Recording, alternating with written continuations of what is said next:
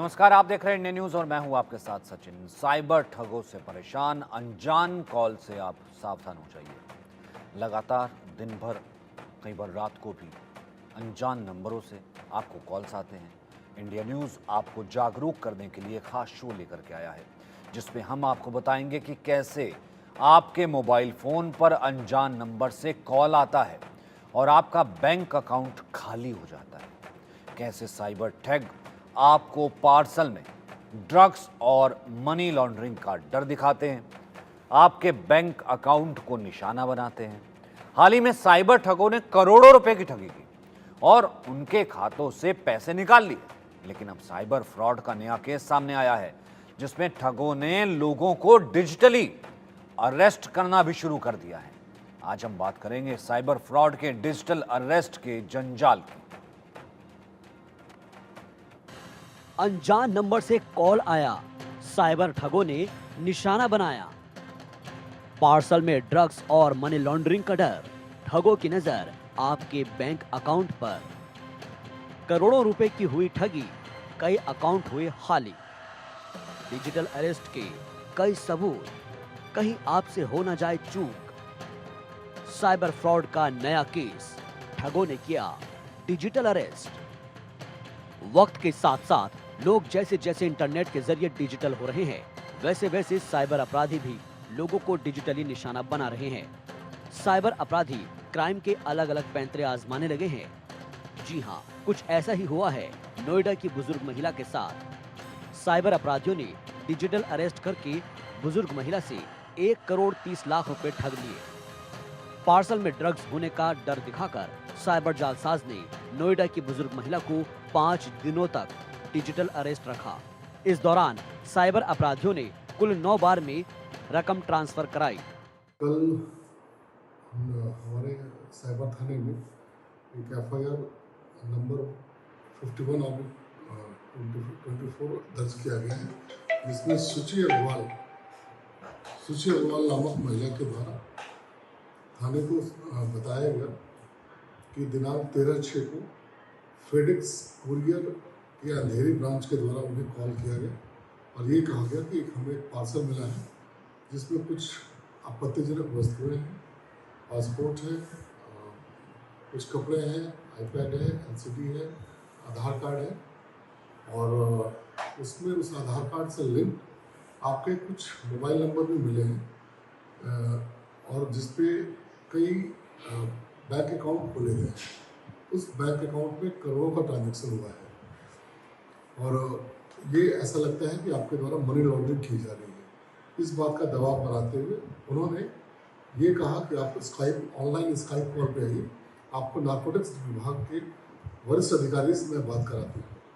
और उस महिला ने स्काइप इनके सिस्टम पे इंस्टॉल कराया और एक वरिष्ठ नारकोटिक्स विभाग के अफसर बनकर एक व्यक्ति ने इनके साथ इन बातों का हवाला देते हुए इन्हें डराया धमकाया और करीब 1,30,00,000 रुपए दिए गए विभिन्न खातों में ट्रांसफर कर लिए गए।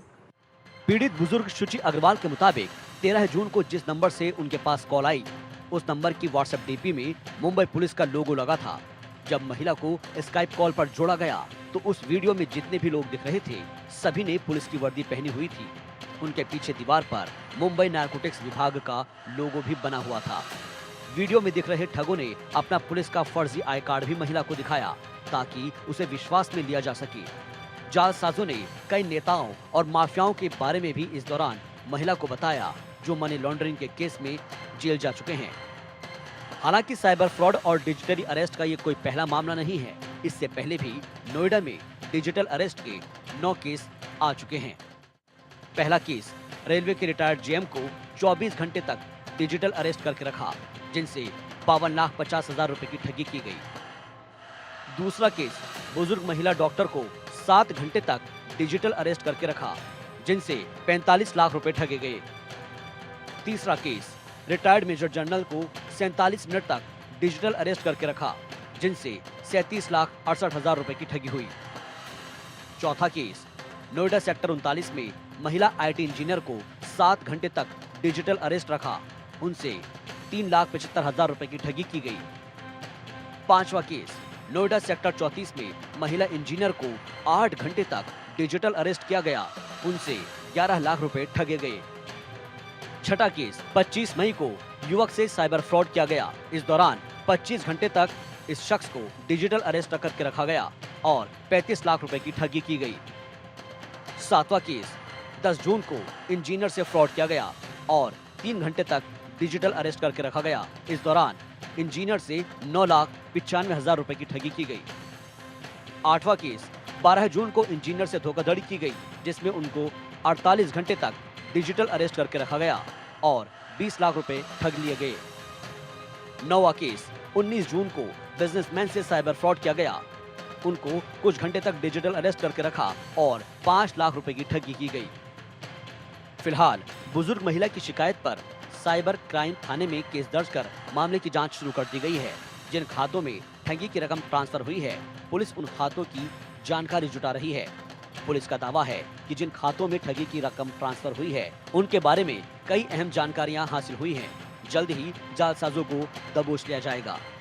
जैसे इन्होंने बताया कि लगातार 5 दिन तक इनको किसी अन्य कोई और मोबाइल अटेंड करने नहीं दिया गया, इनको अन्य किसी व्यक्ति से बात करने की इजाज़त नहीं दी गई। ऐसा दबाव बनाया कि आप कहीं बाहर नहीं जाएंगे, अपने घर में रहेंगे, और इस तरह से दबाव बनाते हुए कई बैंक अकाउंट नंबर प्रोवाइड कराए गए, और उनमें 1,40,00,000 रुपये ट्रांसफ़र करा दिए गए। जी, अभी तक प्रथम दृष्टया जो प्रिलिमिनरी हमने इंक्वायरी की है, उसमें कुछ काफ़ी अकाउंट नंबर जिनके द्वारा दिए गए हैं, जिसके स्टेटमेंट और उनकी KYC प्राप्त की जा रही है और निकट भविष्य में इसकी शीघ्रातिशीघ्र गिरफ्तारी की जाएगी। लगातार बढ़ते साइबर फ्रॉड और डिजिटली अरेस्ट के मामलों ने साइबर पुलिस की फिक्र बढ़ा दी है, जिसके बाद पुलिस की तरफ से लोगों को ऐसे साइबर फ्रॉड से बचने के लिए अनजान कॉल से सावधान रहने के लिए जागरूक किया जा रहा है, ताकि साइबर फ्रॉड और डिजिटली अरेस्ट के मामलों पर लगाम लगाई जा सके। Bureau report, India news.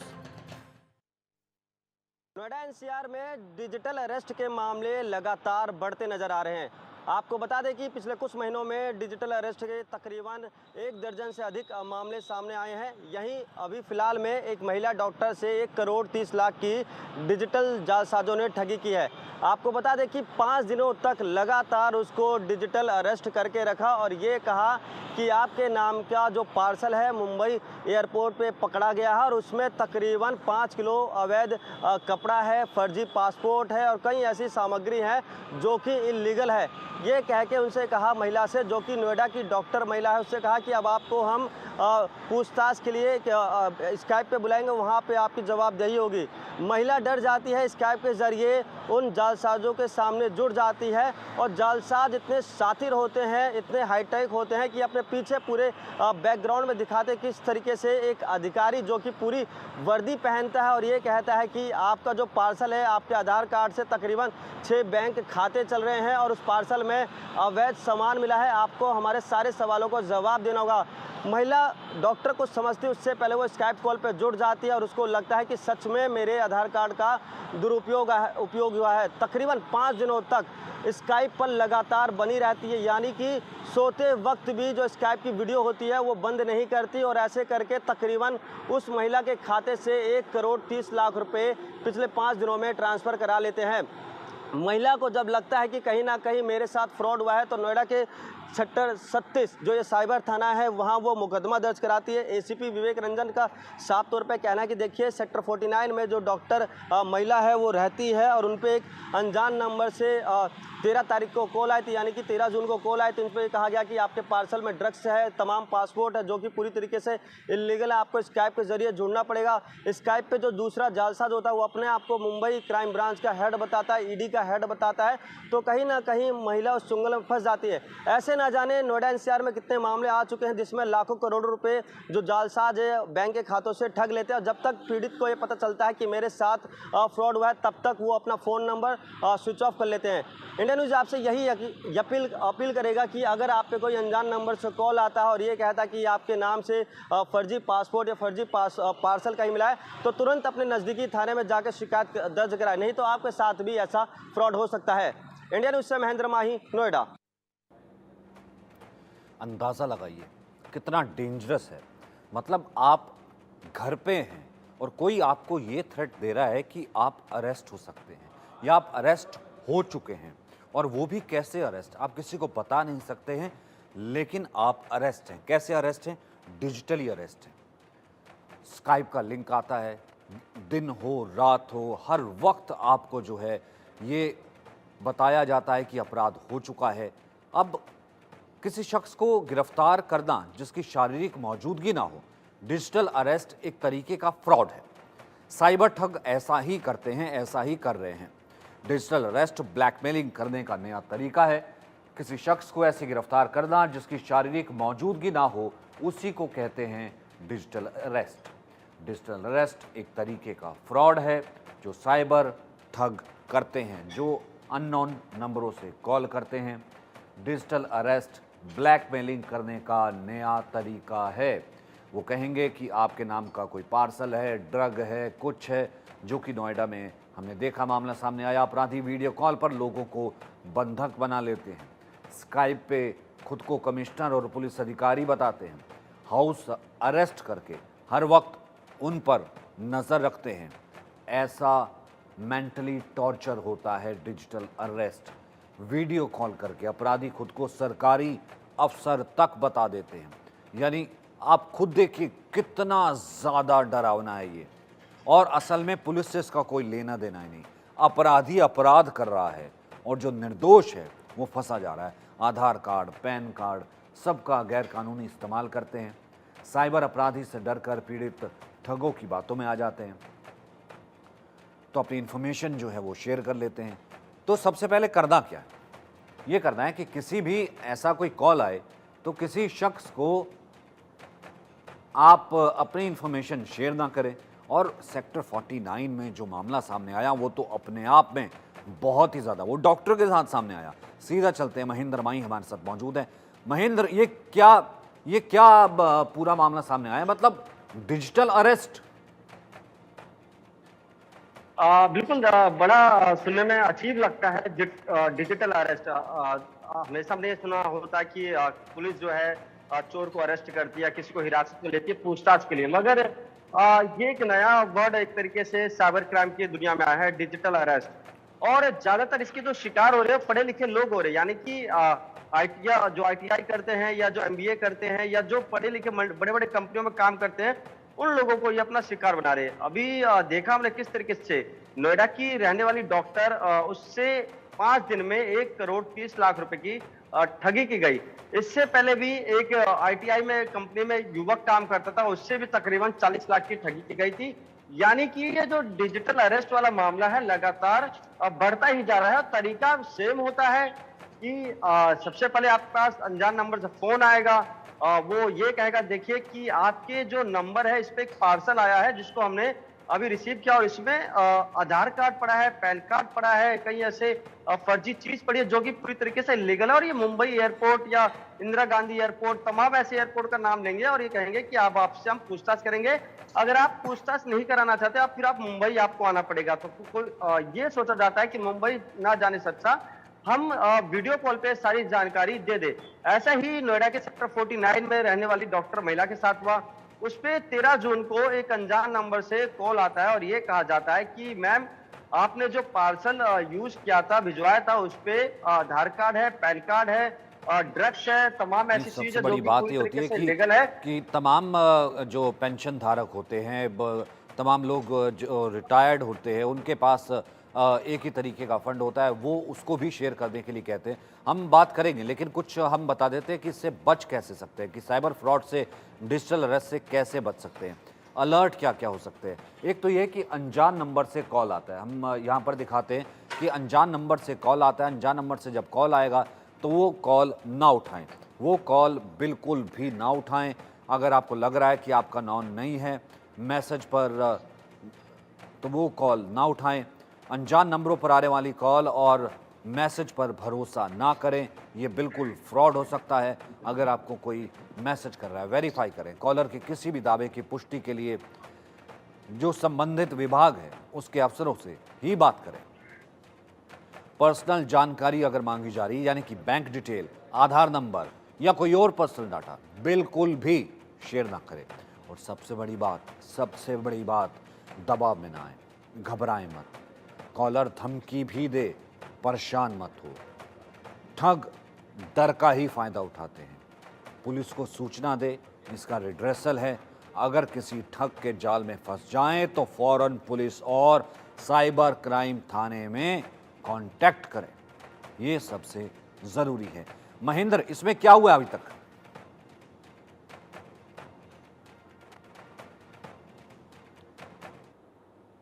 Mahendra, जो थाना उसमें मुकदमा दर्ज। जी,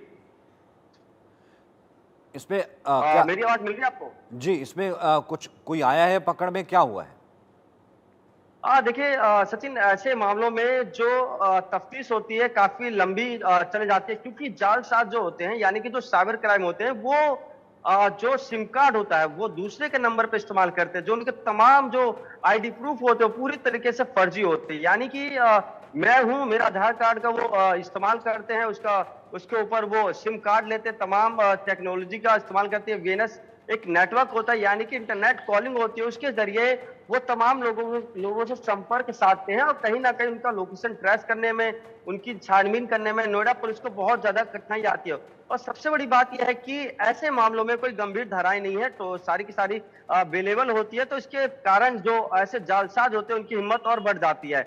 और पिछले 6 महीनों में अगर आप देखेंगे सचिन, तो बहुत ज्यादा हैरानी की बात होगी कि सबसे ज्यादा शिकार नोएडा के लोग हुए हैं, जिनको डिजिटल अरेस्ट किया जाता है और कईयों से तो करोड़ों रुपए लिए जाते हैं। यानी कि ये मामले लगातार बढ़ते जा रहे हैं और ट्रेडिंग के नाम पर, इन्वेस्टमेंट के नाम पर, या एक तरीके से कह सकते हैं बिजनेस में पैसा लगाने के नाम पर।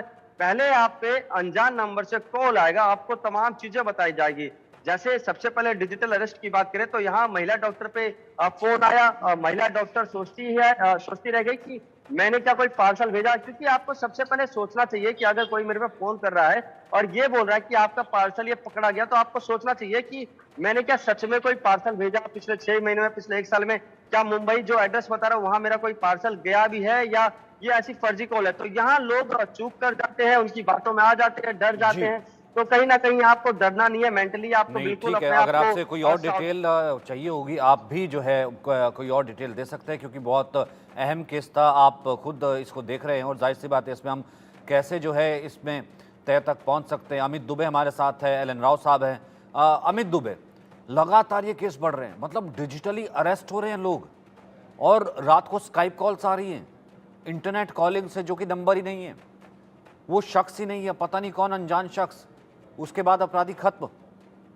ऐसे में तो मतलब खुदा ना खास्ता इंसान कुछ भी कर बैठता है, और असल में अपराध जो कर रहा है वो पुलिस अफसर या फिर कमिश्नर इस तरह की बातें करके कर रहा है, और कह रहा है सामने वाला अरेस्ट में, घर पे रातों रात उसको अरेस्ट करके, और पैसे 1-1 करोड़ रुपए ठग ले रहा है। मतलब इस तरह की ठगी, ये क्या हो रहा है? देखिए, लोग पहले तो इस तरह से एक दृश्य क्रिएट करते हैं। जो आपको कॉल आता है वो आईवीआर कॉल होता है, प्री रिकॉर्डेड कॉल होता है, और हम लोगों का जो मस्तिष्क है वो नॉर्मली आईवीआर कॉल भरोसा कर लेता है कि तो एक प्रोसेस है, प्रोसेस का कॉल है कि व्यक्ति तो कर नहीं रहा है कि, और बड़ा जो रोबोटिक वॉइस है उसमें आवाज आएगी कि आपका एक पार्सल है, ये कॉल फलाने कुरियर कंपनी से है, जो रिटर्न आया है जिसके रिगार्डिंग ये कॉल है, press 9 to connect to our customer care executive. अब आप प्रेस 9 कर देते हैं कि भाई कौन सा कुरियर है, क्या है, क्यूरियोसिटी होती है आप। जैसे ही आप प्रेस 9 करते हैं, आपने आधी लड़ाई वहीं हार गई, क्योंकि अब आप एक ऐसे व्यक्ति के संपर्क में आ गए हैं जो खुद कुछ नहीं करेगा, वो फिर एक दृश्य क्रिएट करेगा। वो बड़े प्रोफेशनली आपसे बात करेगा कि कोई बात नहीं सर, आपका कुरियर आया है, उसमें कुछ कंप्लेन आई है, तो एक काम करते हैं, आप एक एफिडेविट दे दीजिए कि आपका नहीं है, सिंपल सी बात है, तो मैं साइबर क्राइम से कनेक्ट कर देता हूँ। अब वो व्यक्ति आपको कनेक्ट करेगा क्राइम ब्रांच मुंबई से या कहीं से।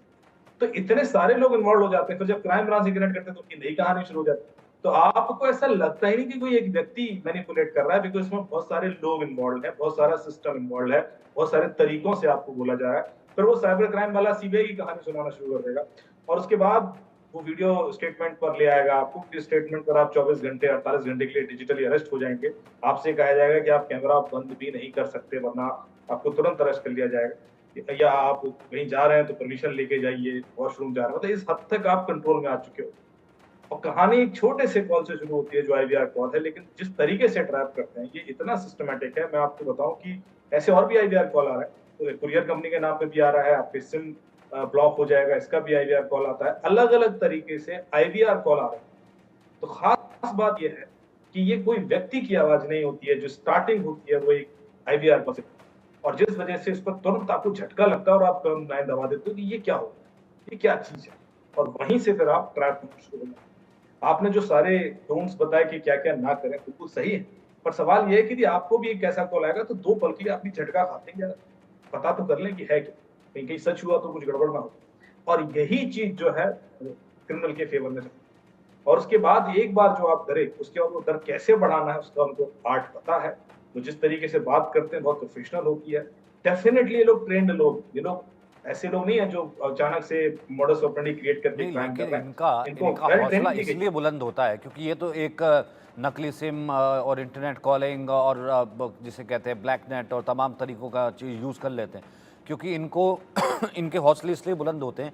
ये फिर अगला शिकार इसलिए ढूंढ लेते हैं, एक तो डाटा बहुत जल्दी अवेलेबल है, पता लग जाता है कि भैया वो कौन है, रिटायर्ड है या फिर इसकी कितनी इनकम है, वो किस पेशे से है, बिजनेसमैन है। और दूसरा सबसे बड़ा डर ये निडर इसलिए होते हैं एलन राव सर कि इनको मालूम है कि ये किसी की पकड़ में नहीं है, ये रडार में नहीं है। सामने वाला पुलिस में भी चला जाएगा तो पुलिस सर किसको पकड़ेगी? ये एक फिक्टिशियस कॉल आया फिक्टिशियस नंबर से और खत्म, मायाजाल, तो पुलिस क्या करेगी? जी देखिए, ये सबसे इम्पोर्टेंट टॉपिक आज की डेट में आपने ये चुना है पब्लिक की जानकारी के लिए। ये बहुत ही, मैं आपके चैनल को धन्यवाद देता हूँ कि पब्लिक की जानकारी के लिए आपने इतना अच्छा टॉपिक चुना है, क्योंकि रिसेंटली इतना देखा गया है कि लोग ऐसे ऐसे क्रिमिनल्स का शिकार हो रहे हैं। खासतौर से वो आदमी जो कि रिटायर्ड हैं, बुजुर्ग हैं, जो ज़्यादा टैक्स हैवी नहीं है, उनको वो टारगेट करते हैं। जैसा अभी बता रहे थे, ये पूरा आपकी बारे में पूरा स्टडी कर लेते हैं, इनके पास डाटा मिल जाता है और डाटा के बाद स्टडी कर लेते हैं। इवन आपके बैंक अकाउंट कहाँ कहाँ है, क्या क्या है, ये सारी बातें उनको पता होती है। आधार नंबर भी ये कहीं ना कहीं से मिल जाते हैं इनको। तो वो पहले आपका कॉन्फिडेंस इसमें गेन करते हैं और उसके बाद आपको इसमें करते हैं, आपको विक्टिम बना देते हैं। सबसे इम्पोर्टेंट बात यह है कि पुलिस, जैसे आपने पूछा क्या कर सकती है, पुलिस डेफिनेटली तब शुरू करेगी जब इसके पास कंप्लेंट्स होंगी। ये ऐसे ऐसे क्रिमिनल्स भी हैं, छोटी छोटी अमाउंट की ये क्राइम करते हैं, 10-20 हज़ार 30 हज़ार रुपये।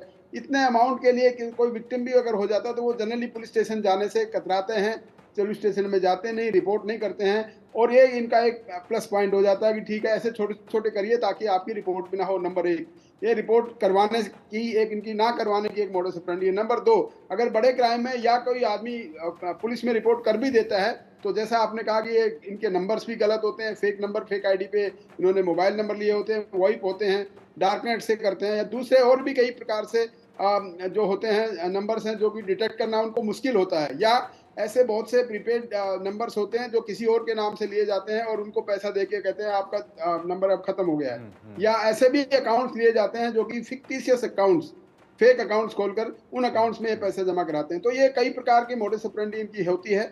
तो वो पुलिस, मैं आपको एक और चीज़ बता देना चाह रहा हूँ कि खासतौर से दिल्ली पुलिस में हर जिले में साइबर क्राइम का पुलिस स्टेशन खुला हुआ है और साइबर क्राइम के लिए स्पेशल सेल की भी एक स्पेशल डेडिकेटेड टीम है, क्राइम ब्रांच की है। आपने दिल्ली का नाम लिया क्योंकि खैर हर जगह ये हमारा एपिसोड जा रहा है, हर जगह ये हम जा रहा है, तो मैं एक सेकंड के लिए, क्योंकि महेंद्र वहीं मौजूद है।